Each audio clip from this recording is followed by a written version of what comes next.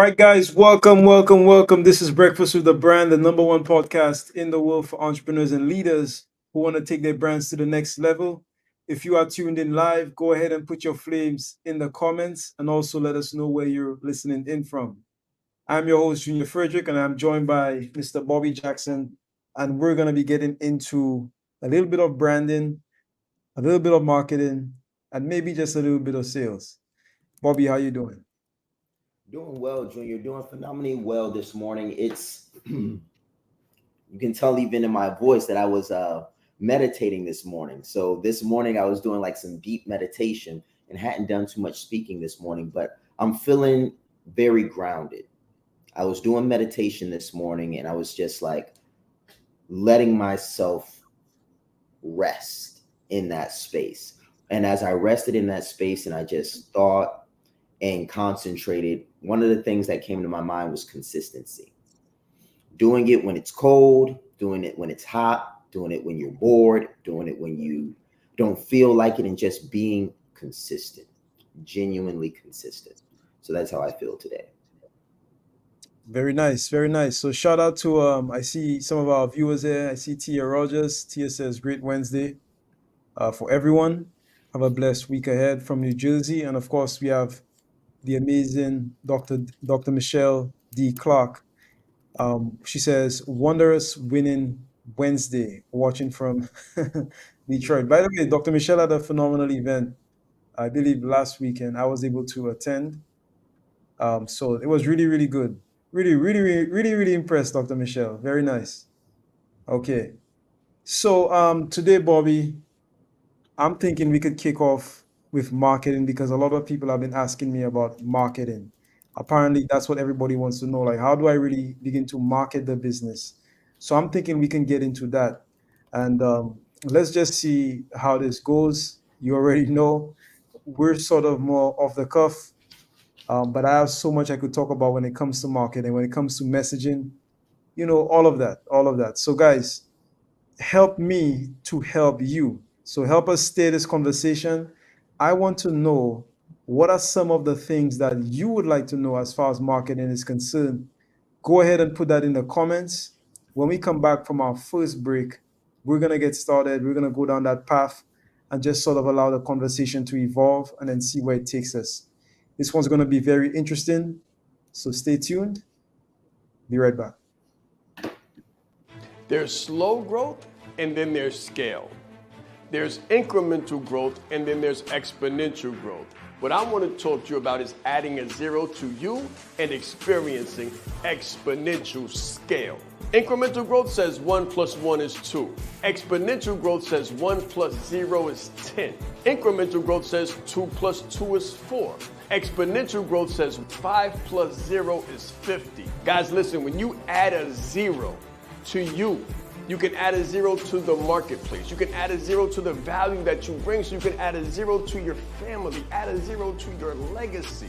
This is what we're talking about. We're not talking about incremental, we're talking about exponential. I always say that business is a spiritual game. Just imagine when you combine your skills, your values, your abilities, your talents to something bigger than you, something greater than you, something like the power of exponential. That is adding a zero. Add a zero to your competence, add a zero to your confidence. This is about adding a zero in your life, your value, your industry, and your mission. Let's grow.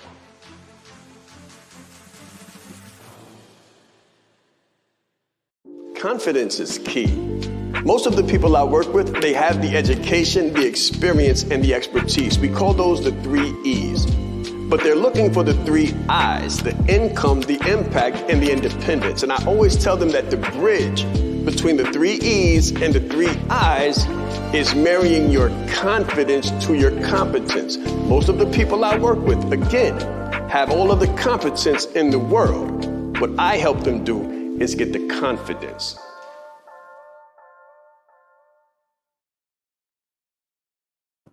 All right, guys. So welcome back. Welcome back. This is Breakfast with the Brand. We're about to get into a little bit of marketing this morning. Of course, if you have any questions, any comments, go ahead, put them in the comments.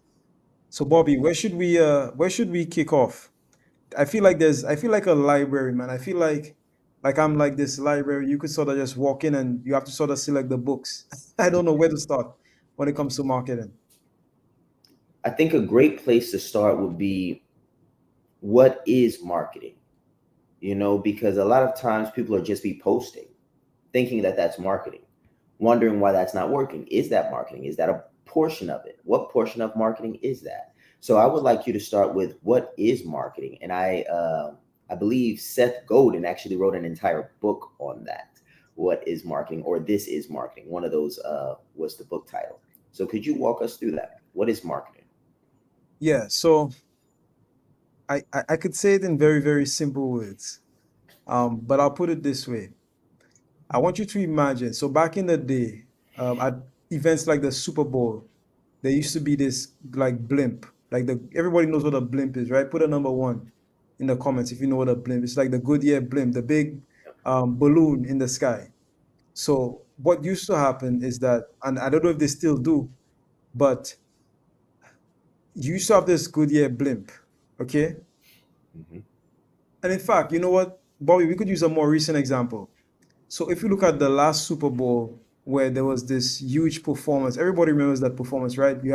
I think you had Dr. Dre, you had 50 Cent, Eminem, and then you also had, I think Snoop Dogg, if I'm not mistaken. So they did the Super Bowl the last time, and when it came out, it said that Dr. Dre, I think, invested like $3 million in his own performance. So they were not paid for that.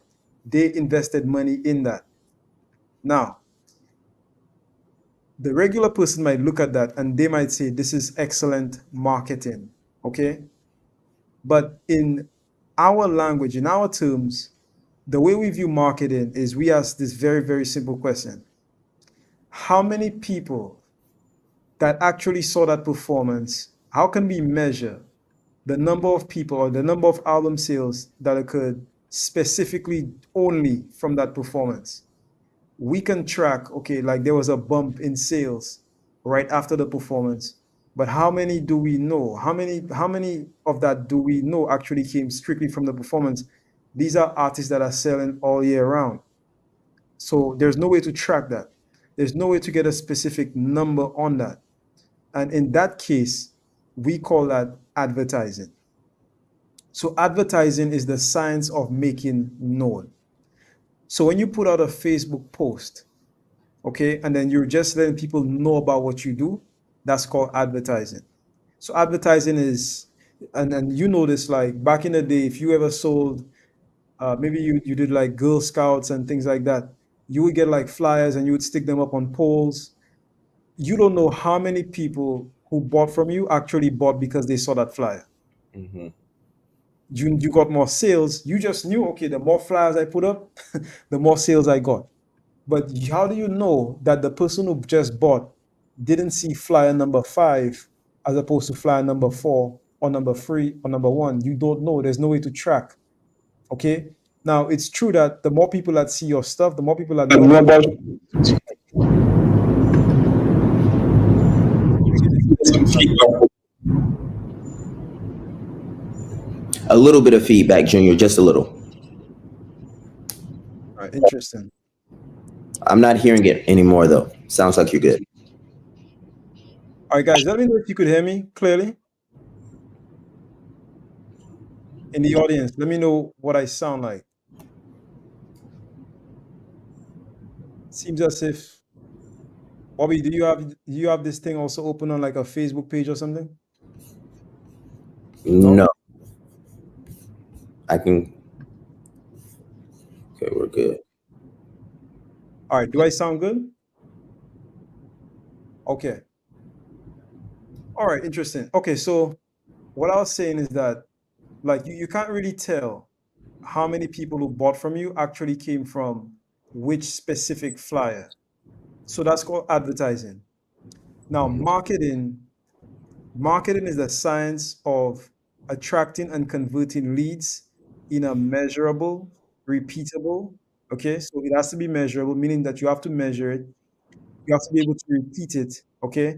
And then you have to be able to track it. So I have to know if I put up this post, People that are coming to me, they're coming because of this specific post.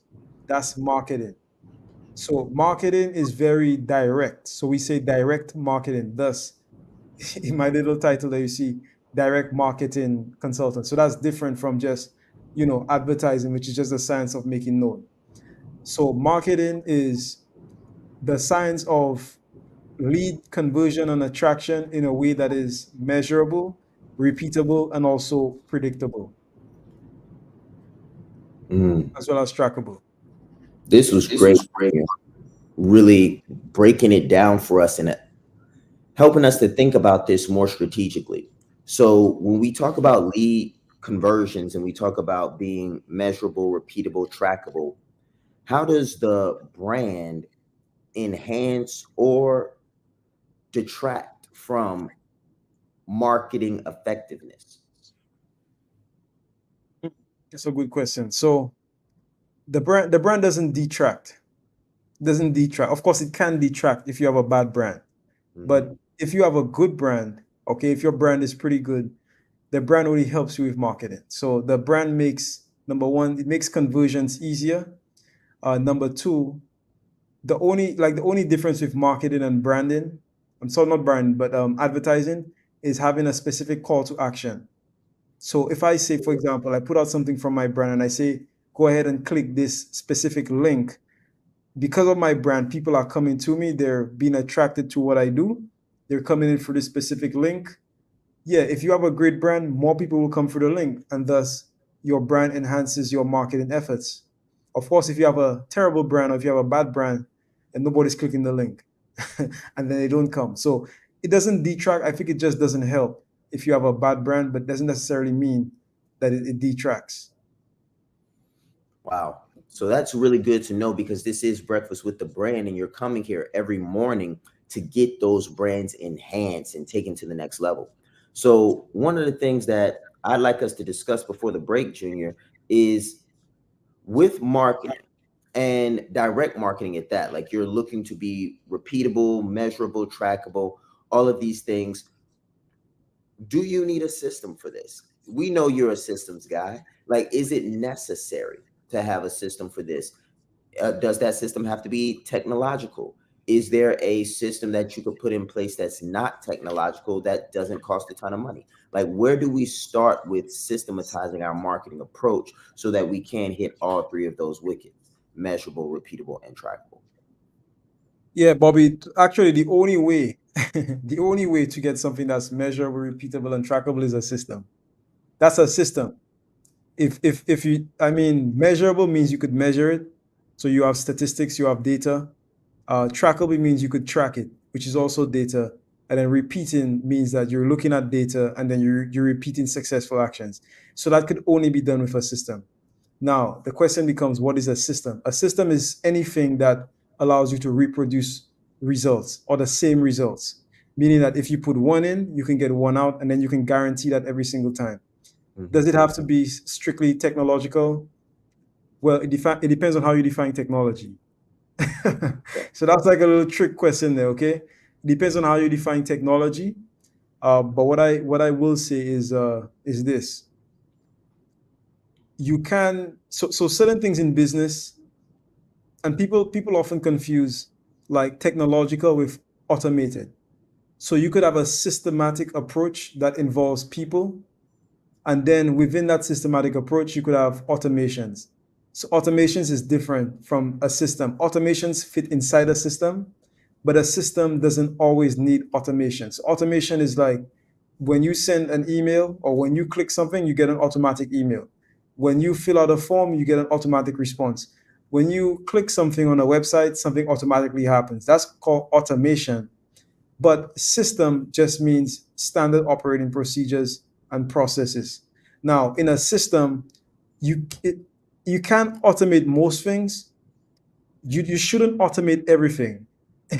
Like things when it comes down to like human touch, like the way that your clients are called. So if you have somebody on the phone that is reaching out to clients, you don't want a robot reaching out to your client. You want a human being reaching out to your client. So not everything should be automated, but definitely everything could be systematized. Mhm. Marketing, you definitely need a system. and it doesn't have to be strictly quote unquote technological in quotes, because I believe that, we as human beings, we also have technology, just in what we do. Doesn't have to be like a CRM, doesn't have to be like some kind of robotic thing. Mhm. Technology means basically anything that could help you get what you need to get done. So Right. that's the way I look at it. Super insightful, super insightful. And we have a question that we can hit when we come back from the break, Junior, from Michelle D. Clark, Dr. Michelle D. Clark. And that question is a bad brand better or worse than no brand? So I'd love to hear how you want to tackle that when we get back. Yeah, that's a phenomenal question. All right, guys, so we'll be right back. Stay tuned. I said Shaan Ride East. I'm proud. I said Shaan Ride East. Leadership is not the brand they made for us. Listen, he brought fire, heat. He didn't hold back. 20 years down the line, what I could sell, why not serve first? Service over salary. Branding like a leader closes the gap for people who want branding. Speaking like a leader closes the gap for people who are nervous about speaking. If Steve Jobs would have speculated, we wouldn't have Apple. He changed lives. He helped people open up their business and start their business. We are the brand. Some people say, Shaan, should I quit my job? Mentally, yes. As a speaker too, to be able to learn from him and watch him and game respects game. And I want to have that much game someday. The right client, pay $500,000 for what you do. You have to be bold in your beliefs. He has been an amazing asset to this event and a pleasure to work with. Very captivating, collaborative, worked very well with the audience. I want to help you. Put a 0 behind your number, right? The session was great. How he is online, virtually, he is even more phenomenal in person. Be the face of change that you want to see. Stop asking questions and start giving demands. The entire team has just been absolutely incredible. They are a joy to work with. They go above and beyond. Give yourself a round of applause. Yes, yes, yes. All right, guys, welcome back. Bobby, I believe we had a question, right? Yes, we did. You want to read that? Absolutely. So is a bad brand better or worse than no brand when it comes to marketing? Oh, man. Okay, so, I mean, you have to define bad brand. And I noticed Dr. Michelle put it, in the quotation marks. So this is a very interesting question. Is a bad brand better or worse than no brand? Well, there's a saying, Bobby, there's no such thing as as bad marketing, right? So here's the thing, like whatever you do, you will have people that like you and people that don't like you. I would guess that would depend on what you really mean by a bad brand, Dr. Michelle. What do you really mean by a bad brand? But I mean, if you're selling anything, I would say that before you could sell anything, people need to know who you are. So maybe a bad brand is not worse than no brand. Because if you have no brand at all, how do you sell? Yeah. Now I'm not talking about like a mega celebrity, big influencer brand. I'm just talking about just a regular person, like a average everyday person that's just doing their thing, trying to make headway in the industry.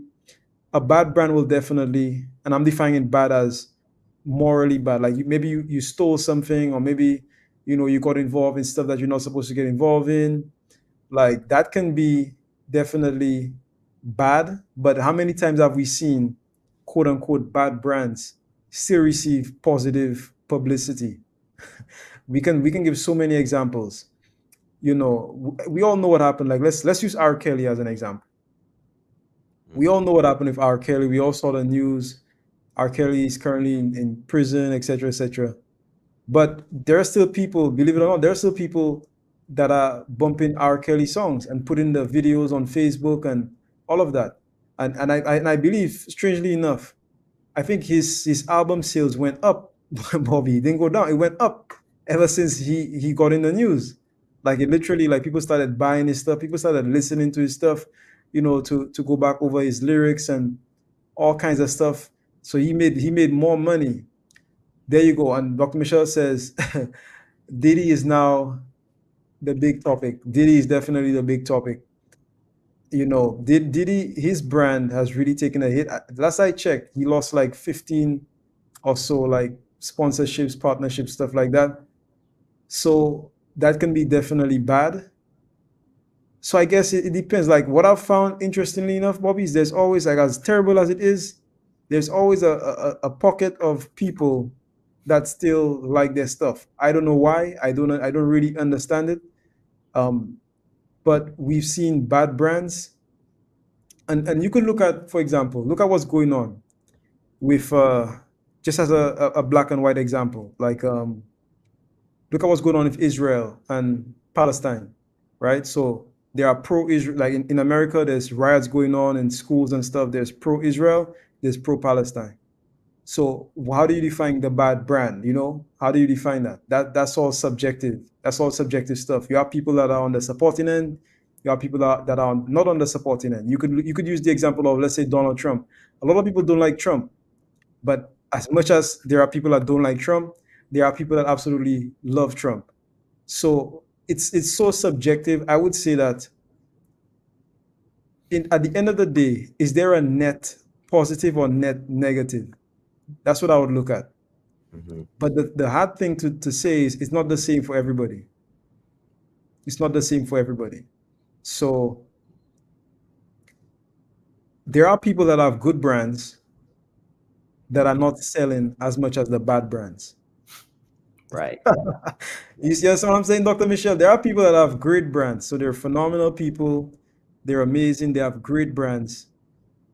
But then, in the same way that bad news spreads faster than good news, Bobby, sometimes the people that have the good brand, they're not selling as much as those that have the quote unquote bad brand. So it's all subjective. It's all subjective. So I would say, is it a net positive or net negative at the end of the day?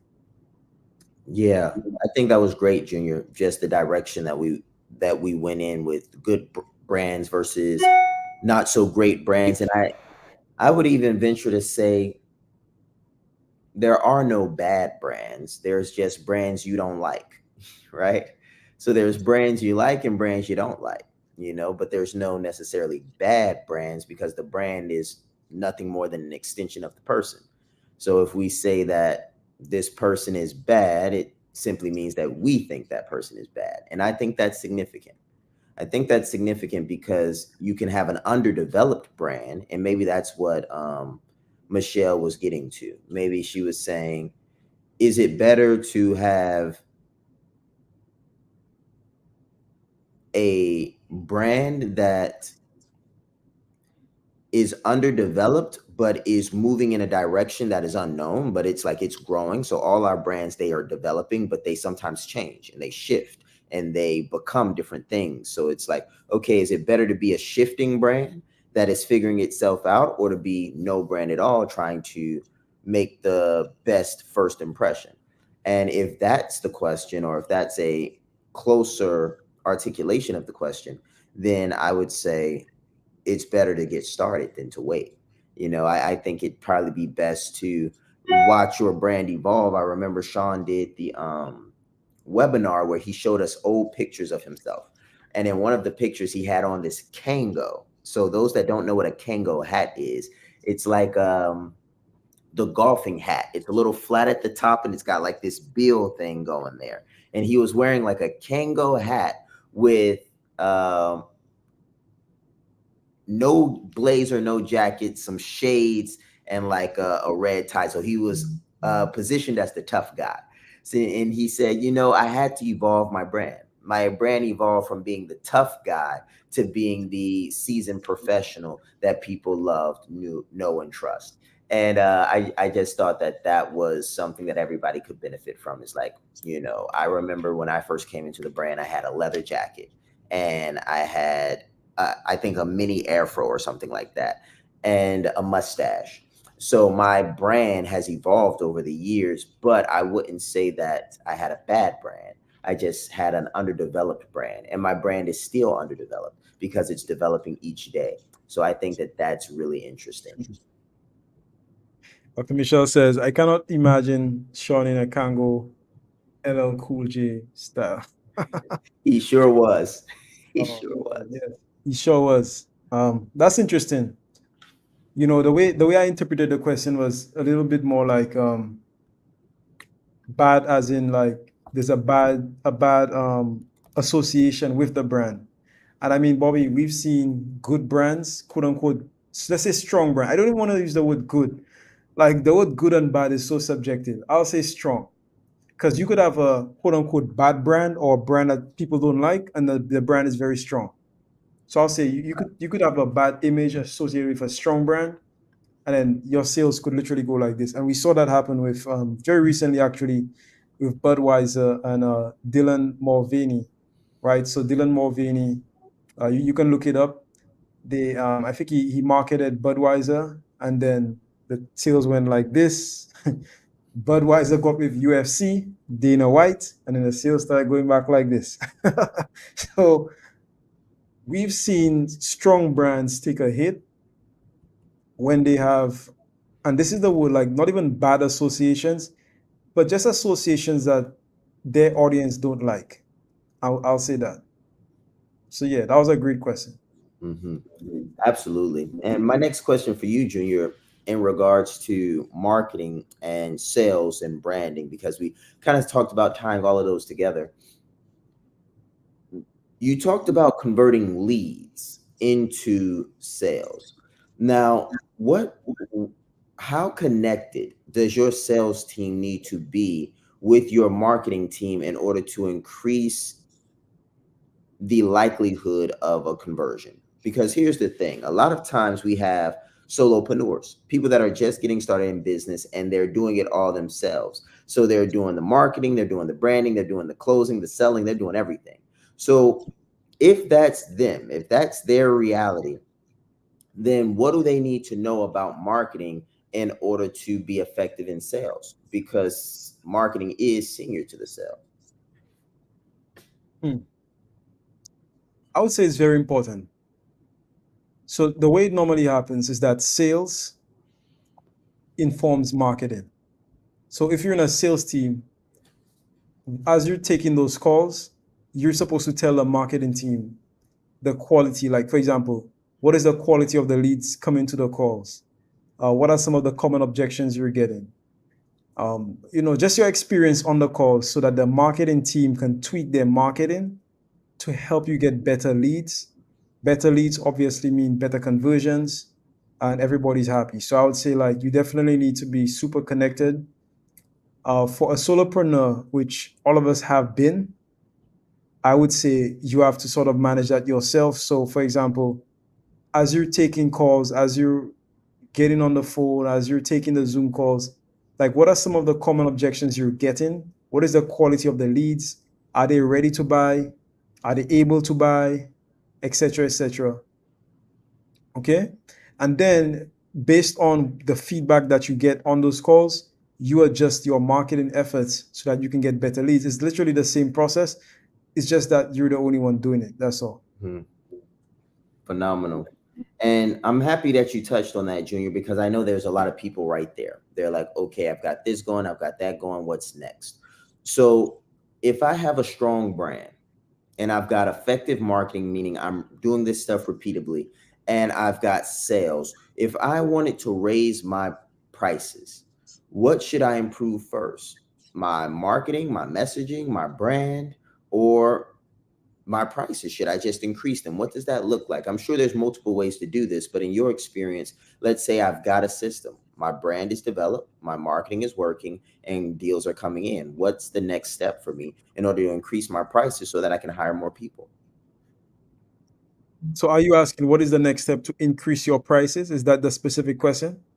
Yes, like does these three things work together to affect how we price ourselves in the marketplace? Some would say just change the price. Others might say improve the brand first, and as you improve the brand's equity, then you can increase prices. Others may say if you've got a strong close rate, see what you can, how high you can go to close, but make sure that it's ethical. So I'm wondering if there's any approach that you take specifically, and then I'll share the approach that I've taken on increasing prices and how marketing, branding, and sales work together to do so. All right. Well, I don't think in those terms. So I don't think, okay, how can I increase the price? That's not how I think. I think like, okay, how can I increase the margin? How can I increase the profit? Because there's a difference between profit and price. And let me explain what I mean.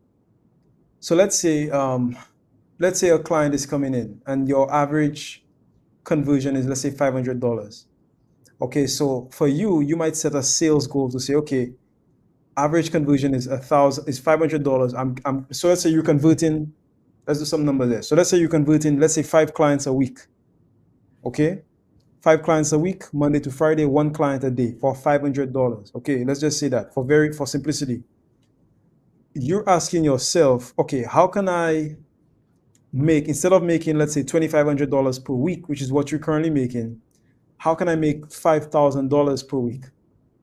That's the goal. So there are a couple paths you can take to get there. You can increase the price, yes. So if you increase the price from, let's say, 500 and to 1,000, at the same conversion rate, you get to 5K. But here's the thing. If you increase the price, the conversion rate may go down. So you may not close one per day. You may close one every other day, and instead of getting 5K, you get to 2,500. Does that make sense? Mm-hmm. Because the more you increase the price, theoretically, the less people are going to be able to pay. The less people able to pay, the lower your conversion rate, even if you increase the price. Now, you can also say, okay, I'm converting at one per day for $500, meaning that the lifetime value, the current value of client is $500. How can I turn the current value or the current lifetime value of the client from 500 to 1,000? Introducing an upsell. Mm-hmm. The upsell could be something for $1,000 where you make a deal and then you give them a $500 more. Now, the best clients are clients who just recently bought, because a buyer is a buyer is a buyer. If you're able to upsell from 500 to 1,000, here's what happens, Bobby. Number one, you get to keep your conversion rate. So your conversion rate of one per day, you get to keep it steady. Number two, you get to increase the lifetime value of a client. Okay. So what does that mean for you? That now means you have to spend less on marketing. Okay. Because if you increase your price, you may have to spend more money to get the same conversion rate. Does that make sense? Right. Because now you're looking for higher quality clients. So that's actually less money for you because your margin is less. Guys, let me know if you're following me, because Bobby asked me a very technical question there. I'm trying to make it very simple. But if you keep things the same, so you're spending the same on marketing, your conversion rate is the same. You've introduced a second step in the sales process to upsell them from 500 to 1,000. Okay. Now you've doubled your revenue while keeping your marketing budget the same, your conversion rate the same, and you've increased the amount of money that your business makes. You've literally just doubled your business just by adding another step. But you've kept your same, or in fact, you've increased your margin because you've not added any additional step that requires you to spend more money. So you have to be very careful, because you could increase price, but remember, when you increase like one factor, all factors are affected. So either you have to spend more money in marketing to get a better quality client, you have to spend more time on the phone. It's like something has to change if you increase that price. You're going to have to increase something else. And the question is it worth it? It's a game of margin. Is it worth it? So if your margin was, let's say, 50%, you might increase the price, but lower your margin to 20%, and you end up making more money, but less profit. So the question is, what would you rather do? And these are the factors that I consider. Mm-hmm. There's a term we use in economics. all things held constant. All things held constant. So we would say something like, how would you like to increase your price if all things held constant? So it's pretty much like a clause that says nothing else changes but this one factor. And it really is somewhat of a cop out to a degree, but it helps for simplicity's sake. So I like that Junior was able to throw that out there, because that's the reality of economics, is that all things affect each other. So a phenomenal response there, Junior. My next question for you would be, as I'm building my business and I've enhanced my marketing, I've enhanced my messaging and my media, what is a blind spot that keeps a lot of people stuck after they've optimized? Because I will see people get their brand redone, they'll go take some copywriting classes, they will post more, go live, like they'll do all of these marketing things, but they still won't be getting results. Like, what's one of those hidden blind spots that most people just don't know about unless they're experts or unless they've been doing it a while, that cause people to appear to be doing everything right, but under the surface, they're just not getting it right. They're not getting it done. It's numbers, man. It's all in the numbers. People don't look at numbers. They don't. Most people don't look at any numbers. Most people, they just post. That's it. They post and they try to get a client. They don't look at any numbers. They don't look at how many reach outs am I making per day. If you ask people, they don't know, or they don't have a number, or they'll tell you 0. So just because you change your profile, it doesn't mean you're going to just automatically attract a lead. You have to actually do the work. And most people, they lack consistency, but they don't have that, like they're flying blind. It's like trying to fly a plane without looking at any of the signals, any of the buttons, any of the gauges. It just doesn't make sense. So if you're trying to attract leads, how many leads are you talking to per day? Most people don't have those metrics, and that's why they don't succeed. Yeah. And when you say how many leads are you talking to a day, and we're talking about numbers here, it's like 100, guys. 100 is your good rule of thumb. If you're not hitting 100 a day, then it's really hard to operate within percentages. Is it possible? Sure. Sure. 50% of 2 is 1. Like, don't get me wrong. Like, you can do it, but it doesn't make as much sense, right? So if you're going and you are posting your stuff, if you only have 500 Facebook friends, nothing wrong with it. You're growing your community, but 500 is probably not going to ensure that 100 people see your post. So that's why groups are so phenomenal. So if you go into a group where there's, let's say, 15,000 people, sure, you might only get 5 or 10 likes, if any at all, but you can almost guarantee that at least 100 people will see it if it's an active community. And the post is relatively good. So from there, you can say, okay, if I post something in a community of 15,000 people, then about 5 people engaged on this. I'm not going to do the math live, but it's about 5% of individuals were able to engage with what you were doing, 1.5% for that matter. So it's a matter of knowing the numbers. But when you know the numbers, have a game plan. Have a game plan. So for me, I'm on the phones. If I do 100 calls and I know that 3% of these people are going to pick up or like be ready to buy, then I have a game plan for the other 97 that aren't. And I think that's where a lot of times we can make a mistake when it comes to marketing and branding and sales, is we can get caught up on the cash that closes and overlook the fact that all the money is in the follow-up. So I know we've got one more break potentially to go to before we close out the call today, but all the money really is in the follow-up, in my experience. And if you don't have a system for following those guys up and for turning your engagements into conversions, then I think that's a gap for a lot of people. Yes, it is. We'll talk more about that once we come back. Stay tuned, guys. When I think of brand you, I think of being your best self, your most authentic. The reason why we were able to crush business, absolutely dominate in business without having the marketing list, without having the email huge list, without having the Facebook ads and the advertising budget, without knowing the algorithm. The reason we were able to do this is because I branded myself. I told my authentic story and I was comfortable in my skin. Why? Because it was that time in the world where everything was shifting. It was 2020, March. So you remember what happened during that time. It was like the world was coming to an end. So you didn't have anything to hold back. So I chose to give everything that I had and be everything that I am. And because I was that, because I branded me, because I was authentic, everything shifted. And people wanted more. And they wanted to know more about me and how they could become more comfortable in their skin. Listen, guys, when you brand you and not what you do, you're going to add a zero to the world, but you'll also add a zero to your revenue. Let's grow.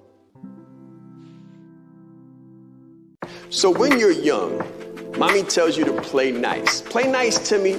Let all of the other kids play too. But in business, it's not about playing nice. In business, it's about winning. It's about adding multiple zeros to your revenue. Now, of course, your staff wins. And when you win, other people win. However, when it comes to competition, you absolutely must dominate. You can't play for participation, and you can't play just to get along or just to get by, because business is serious.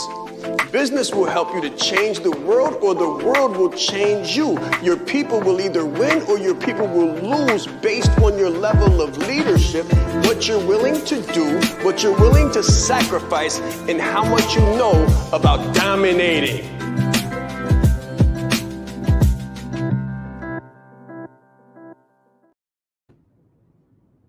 All right, guys, so we are back. Very interesting conversation this morning, Bobby. We've covered a lot. Right? Yeah. We've covered a lot. Yes, yes. So, guys, at this point, are there any other questions? Okay, and I'm going to be reading a few comments. So, Dr. Michelle says, I choose more profit over more revenue. I agree. I approve this message. Yes, Bobby, you know, let's get into it, man. Yeah. and since we're having this conversation, you know,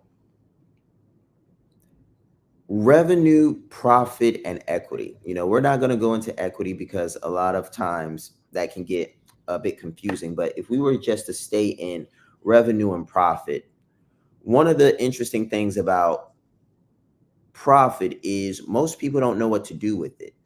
And that's why they don't pursue it. They don't know what to do with it, so they do not pursue it. So in most cases, profit is used to reinvest into expansion and infrastructure.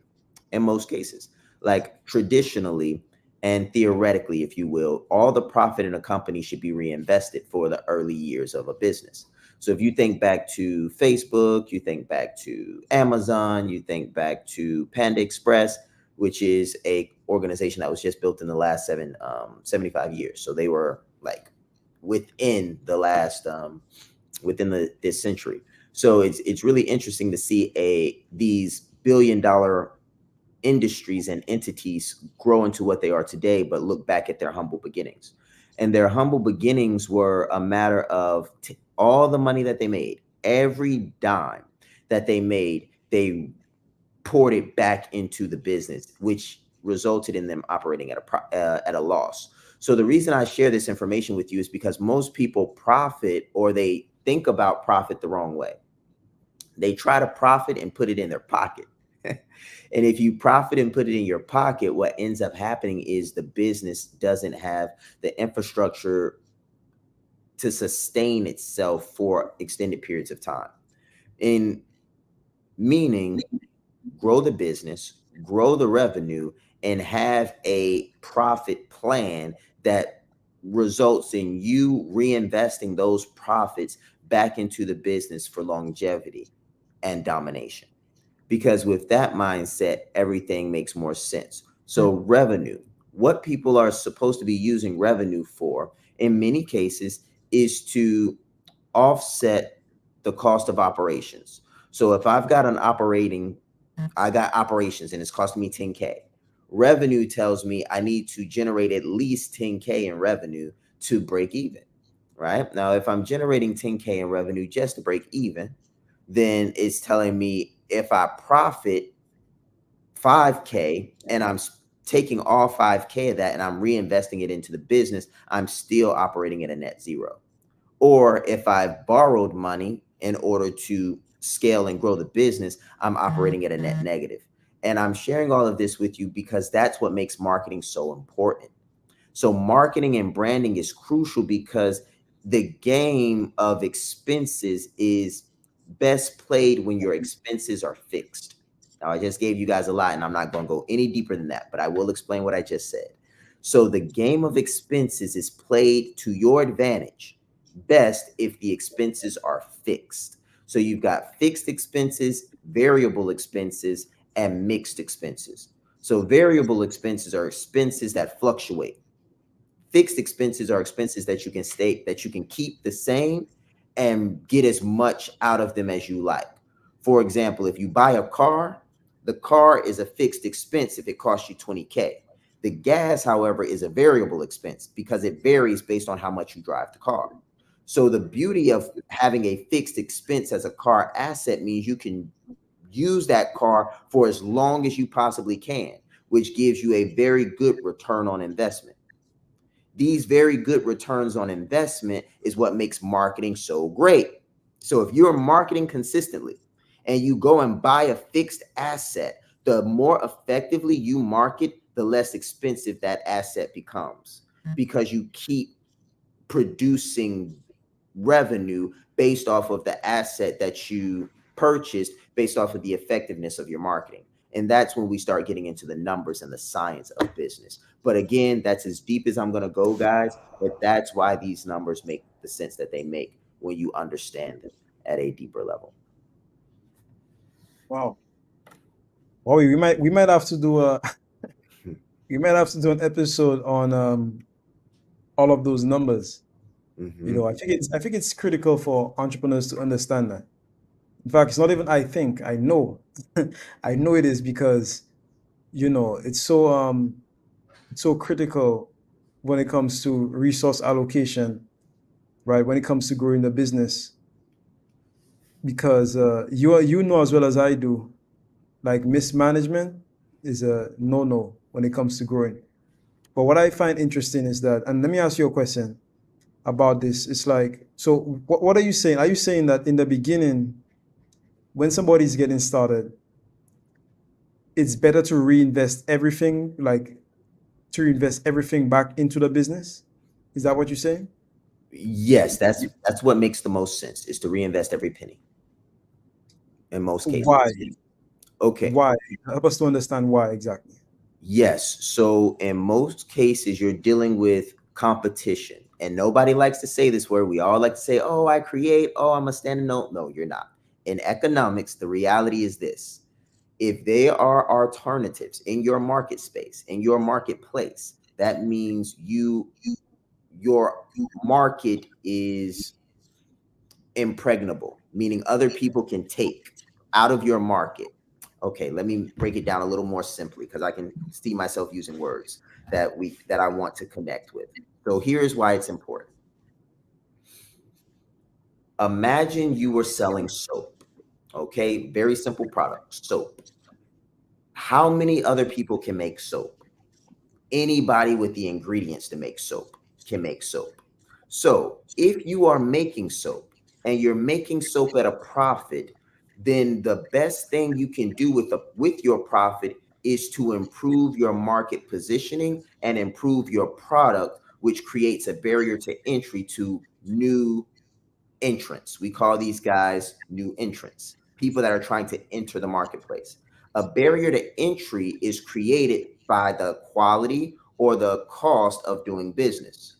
So if I have all of this profit and I am using this profit to make my product more expensive to make, making my marketing more luxurious, making my positioning more aggressive, then what I'm doing is I'm creating a barrier to entry for people that might come into my business market and try to take business from me. So I'm going from being an elastic product to an inelastic product. That's an economic term. But elastic means that people will buy from here or people will buy from there. People will buy from here or people will buy from there. If you're inelastic, that means they don't have too many places to go.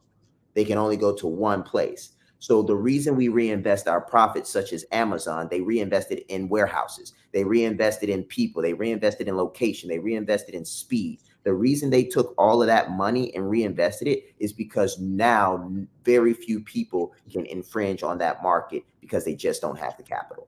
So what you're actually doing, and the reason you reinvest your money in the early stages, is to create a barrier to entry, which protects the longevity of your market position and wards off competitors. Absolutely amazing. Guys, we're going to get more into this on another episode, but right now we're at the top of the hour. So thank you so much for tuning in. This has been Breakfast with a Brand. Of course, we will be live tomorrow at 8 a.m. Eastern Standard Time. So have a phenomenal day. Speak soon. Let's grow.